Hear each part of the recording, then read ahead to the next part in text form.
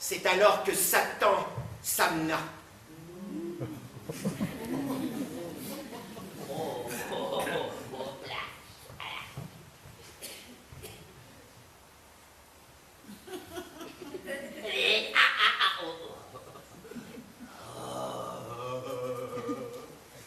Satan, l'ange du mal.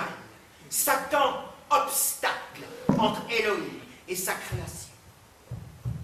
Le vieux Satan n'habitait pas le jardin, non, il habitait dans le champ, à côté. Et depuis un moment déjà, la jalousie lentement dévorait son cœur. Darniqueton, susurrait-il en laissant siffler sa langue. c'est sûrement une façon de faire sombrer dans le malheur ces deux gouverneaux. Un matin, tandis qu'Adam dormait encore, comme à son habitude, le serpent s'approcha d'Ève et lui dit comme ça, sans avoir l'air de rien, avec sa langue de vipère. Eh bien, Ève, il paraît qu'Élohim vous a interdit de manger de tous les fruits du jardin. Mais pas du tout.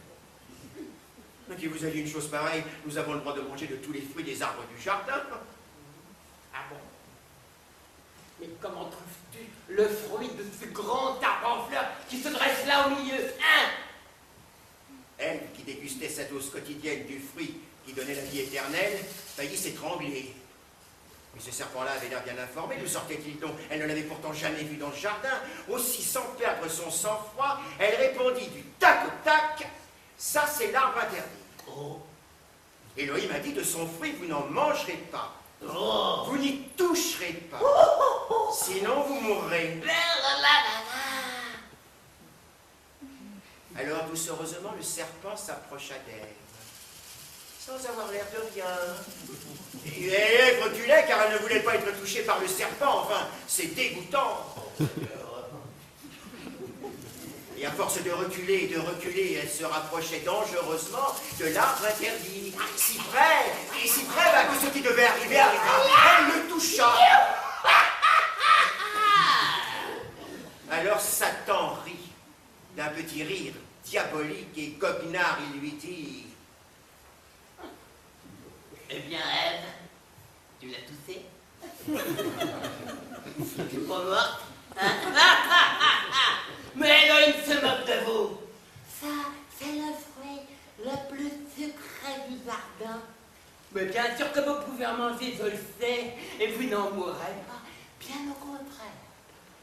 Vos yeux s'ouvriront, et vous serez comme des dieux, connaissant le bien.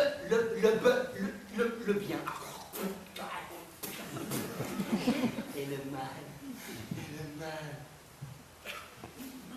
Ève regardait le fruit défendu. Il était rouge, mûr, juteux. Et le serpent devint bracelet autour de son poignet. Et lentement, il guida la main d'Ève vers ce fruit. Enfin, disons vers la pomme. Puisqu'éternellement, on devrait nommer ce fruit la pomme d'Adam.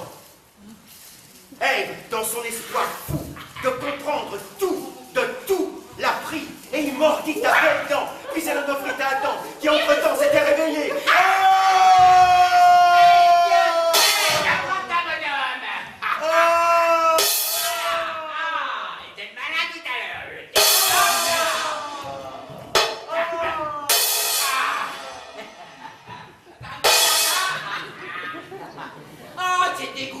C'est dégoûtant.